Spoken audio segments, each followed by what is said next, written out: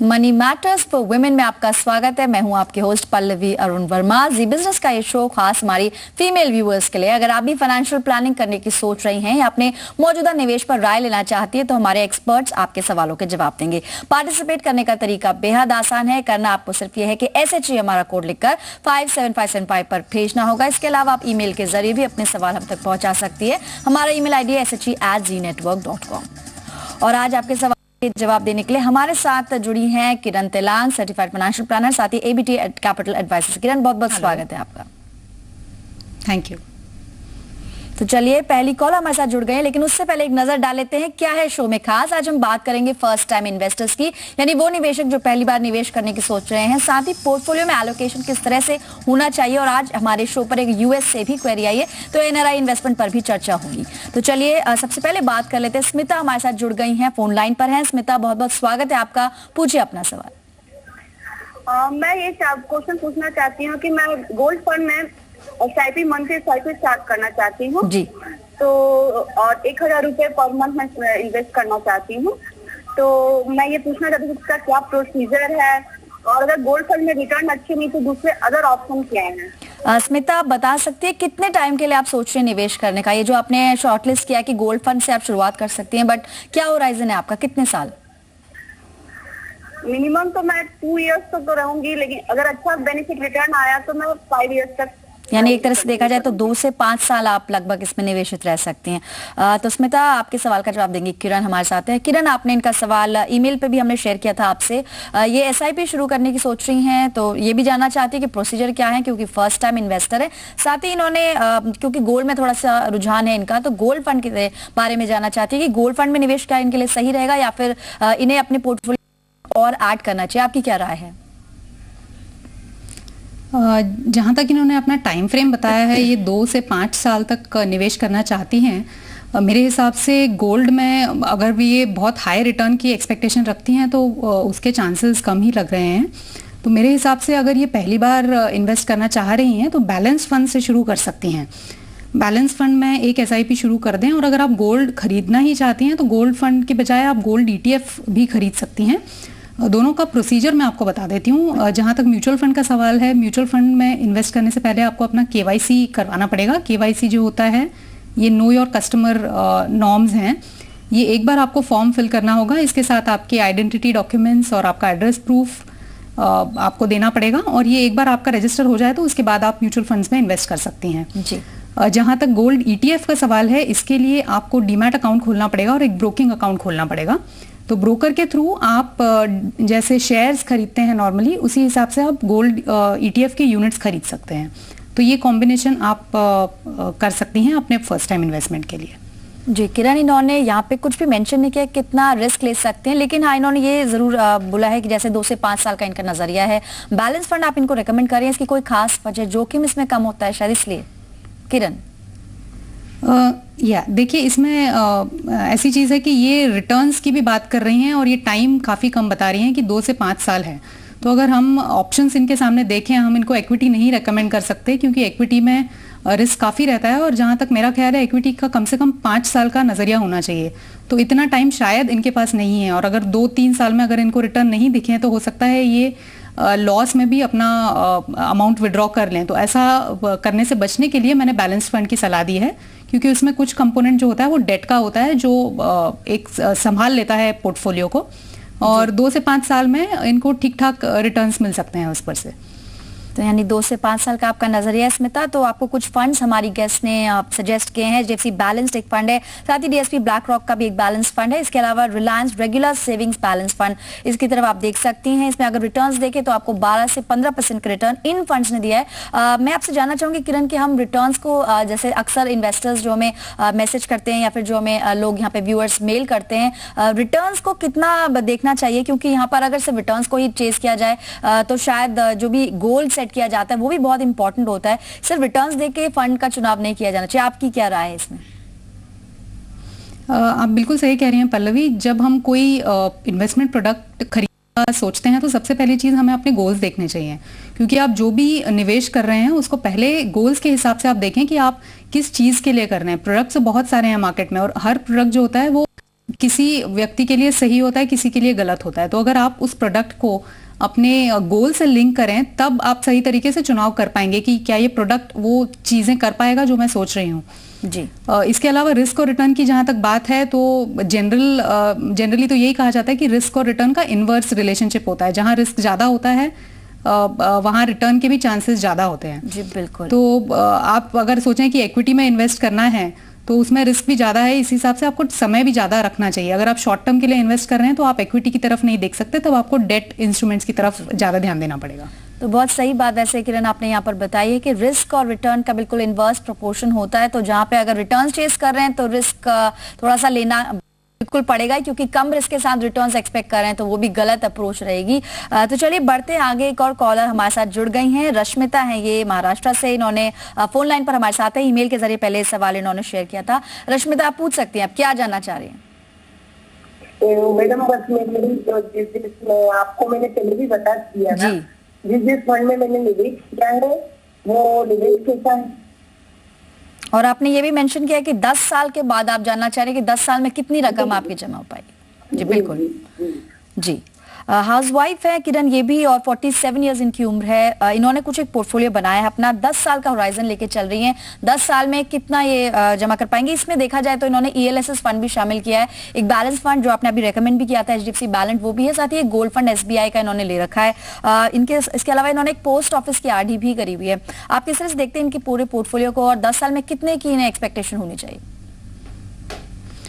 देखिए, रिटर्न का तो जहां तक सवाल है ये कोई गारंटी तो होती नहीं है इसमें। तो अगर हम 12 से 15% की रेंज लेके चलें तो इनके जो पोर्टफोलियो में इन्वेस्टमेंट्स इन्होंने हमें बताए हैं तो ये 10 साल में करीब 4.5 लाख से 6 लाख तक जमा कर सकती हैं बेस्ड ऑन इनके जो इन्वेस्टमेंट्स हैं अभी। जहां तक पोस्ट ऑफिस RD का सवाल है, ये एक 5 वर्षीय प्रोडक्ट है और फिलहाल इस पर रिटर्न 8.4% चल रहे हैं। तो इनकी जो 1000 की रिकरिंग डिपॉजिट है इस पर ये 74,651 का मैच्योरिटी वैल्यू आएगा इनका। तो ये तो गारंटीड है, तो इस वजह से हम इसकी एग्जैक्ट अमाउंट बता सकते हैं। बाकी जो है वो नॉन गारंटीड प्रोडक्ट्स हैं, तो आप अंदाजन 4.5 लाख से 6 लाख तक जमा कर पाएंगे अगले 10 सालों में जी। वैसे अगर हम एक नजर डालें इनके पोर्टफोलियो पर किरण, तो इन्होंने एक FMCG फंड भी लिया हुआ है, यानी सेक्टोरल फंड में भी इनका एक्सपोजर है। आपकी क्या राय है, क्योंकि अगर इनकी उम्र देखें तो बहुत ज्यादा रिस्क इनके लिए शायद रेकमेंड नहीं करेंगे आप, तो ऐसे में इनके एज को देखते हुए क्या आप इन्हें सलाह देंगे कि ये SBI का जो इन्होंने FMCG फंड लिया है उसमें से बाहर निकल जाए? मेरे हिसाब से FMCG फंड वैसे तो देखा जाए तो डिफेंसिव माना जाता है, बट जनरली अगर आप पोर्टफोलियो में देखें सेक्टोरल फंड्स जो होते हैं ये एक बड़े पोर्टफोलियो में अगर आप कोर एंड सैटेलाइट पोर्टफोलियो बना रहे हैं, मतलब ये सैटेलाइट फंड्स माने जाते हैं कि अगर आपका कोर पोर्टफोलियो तैयार है तब आप ये सेक्टोरल फंड्स उसमें ऐड कर सकते हैं। जहां तक इनके पोर्टफोलियो का सवाल है, मेरे हिसाब से FMCG फंड की जगह पर इनको कोई लार्ज कैप फंड लेना चाहिए जिसमें डाइवर्सिफिकेशन भी हो जाएगा, और लार्ज कैप फंड्स की जनरली रिस्क मतलब इनके सेक्टोरल फंड्स के मुकाबले काफ़ी कम रहता है। तो मेरे हिसाब से इन्हें एक लार्ज कैप फंड की तरफ नज़र डालनी चाहिए जी। तो जैसा हमारी एक्सपर्ट ने भी सुझाया है आपको, रश्मिता, अब उसके अकॉर्डिंग आपने जो पोर्टफोलियो आपने बनाया उसमें कुछ बदलाव कर सकती हैं। जैसे हमारी एक्सपर्ट ने भी नोट किया, आपके पोर्टफोलियो में एक भी लार्ज कैप फंड शामिल नहीं है, तो ऐसे में आप एक फंड यहाँ पर ऐड कर सकती हैं। वक्त हुआ एक ब्रेक का, ब्रेक से जब लौटेंगे कुछ सवाल शामिल करेंगे।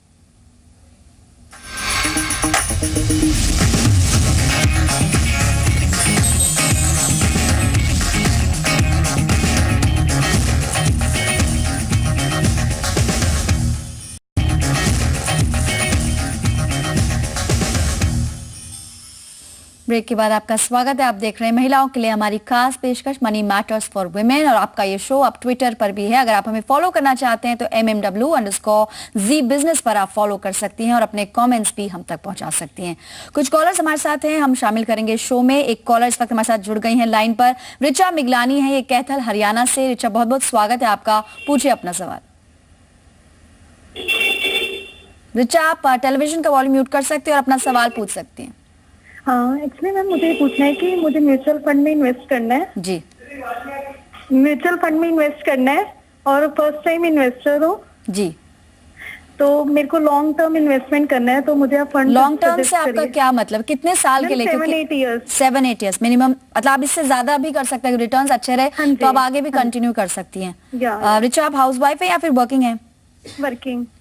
ओके, आपने ईमेल पे भी शेयर किया था, एज आपने बताई थी 27, आपने एनुअल इनकम अपनी बताई है 2.5 है।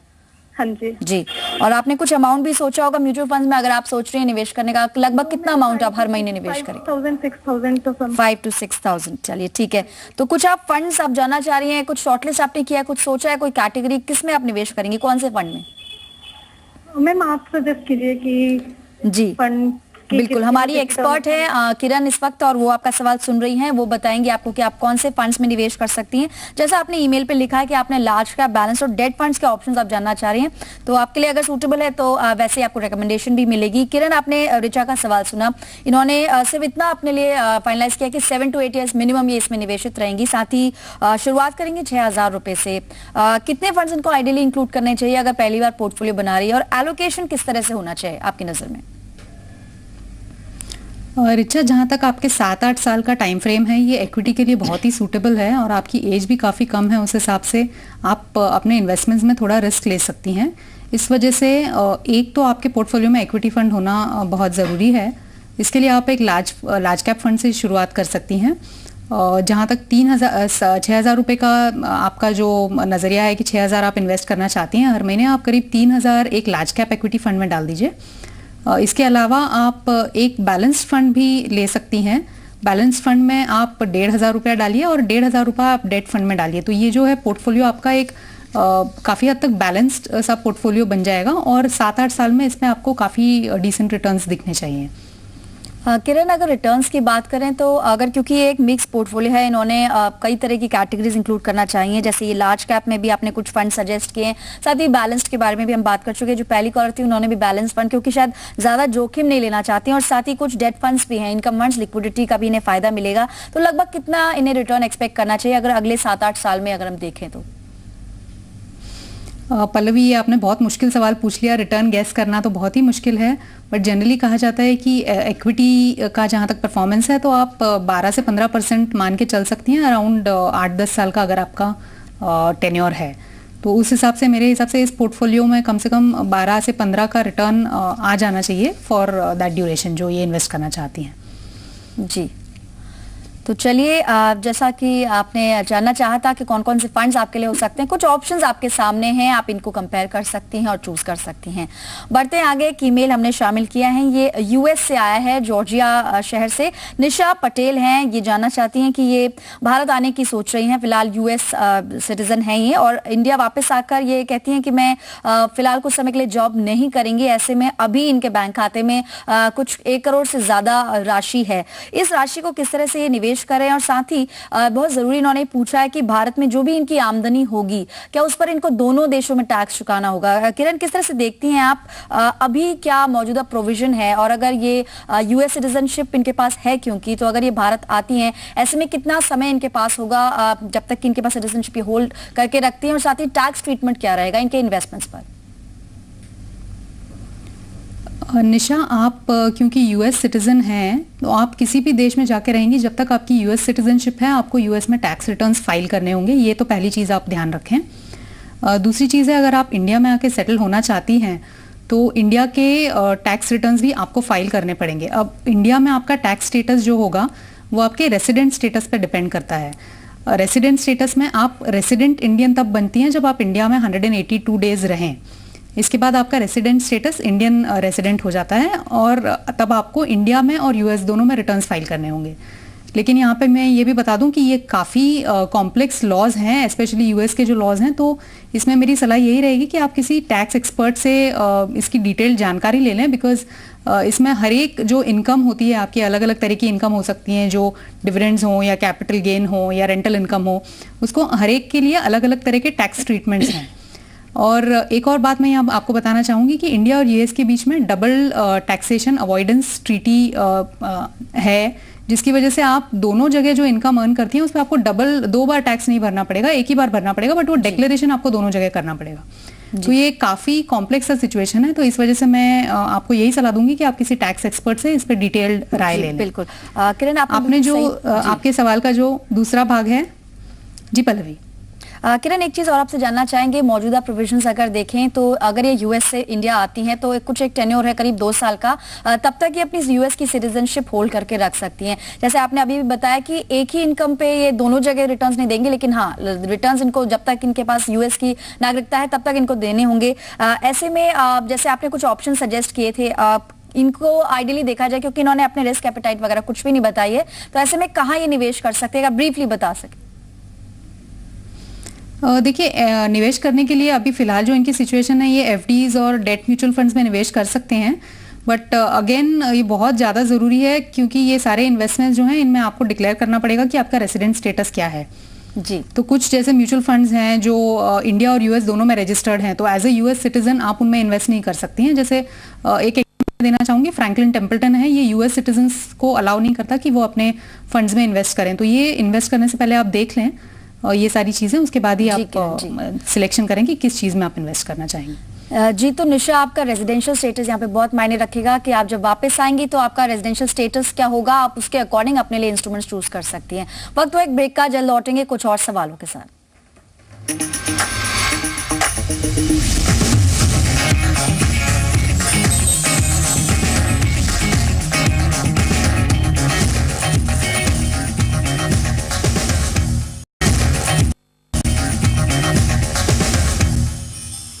Welcome back. आप देख रहे हैं मनी मैटर्स फॉर वुमेन, ये शो का आखिरी सेगमेंट है। एक और सवाल हमने आज शामिल किया है ईमेल के जरिए। रजनी है दिल्ली से, राजीव गांधी इक्विटी स्कीम के बारे में जानकारी लेना चाहती हैं। ऑलरेडी काफी बार हम इस पर चर्चा कर चुके हैं, लेकिन ये जानना चाह रही हैं कि इसमें निवेश का तरीका क्या है, यानी कि शुरुआत कैसे करें।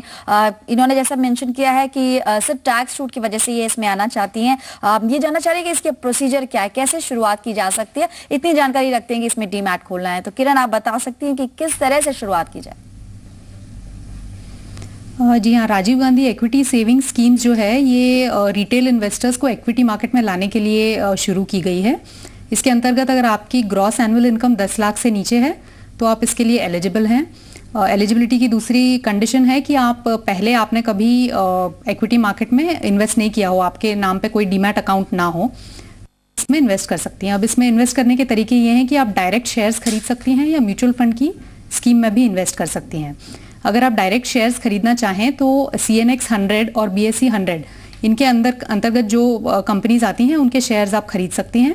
इसके लिए आपको एक डीमैट अकाउंट ओपन करना होगा जो RGESS कंप्लायंट डीमैट अकाउंट होगा। तो इसमें जो भी आप शेयर्स खरीदेंगी उसके साथ आपको एक फॉर्म A आता है, वो भर के सबमिट करना होगा, तब आपके ये शेयर्स लॉक इन हो जाएंगे। जैसे कि आप जानती होंगी कि RGESS में 3 साल का लॉक इन है जी। इसके अलावा अगर आप म्यूचुअल फंड्स के थ्रू जाना चाहती हैं तो म्यूचुअल फंड्स ने भी काफ़ी स्कीम्स लॉन्च की हैं जो RGESS के अंदर उसमें बेनिफिट मिलता है।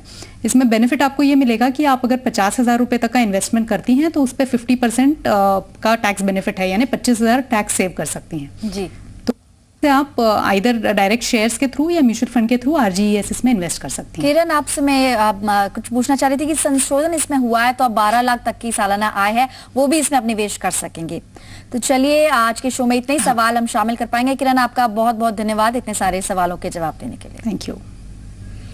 तो चलिए, आज के शो में बस इतना ही, लेकिन अगर आप भी इस शो में कोई क्वेश्चन पूछना चाहती हैं, कोई क्वेरी भेजना चाहती हैं, तो तरीका बेहद आसान है। SHE हमारा कोड लेकर अपने नाम के साथ अपना सवाल 57575 पर भेजना होगा। इसके अलावा SHE@zenetwork.com इस ईमेल पते पर भी आप अपनी क्वेरीज ऑनलाइन हमें भेज सकती हैं। याद रहे कि जब आप ईमेल भेजें तो अपना कॉन्टैक्ट नंबर लिखना उस पर ना भूलें। तो चलिए, आज के शो में बस इतना ही। आप देखते रहिए जी बिजनेस, आपका फायदा।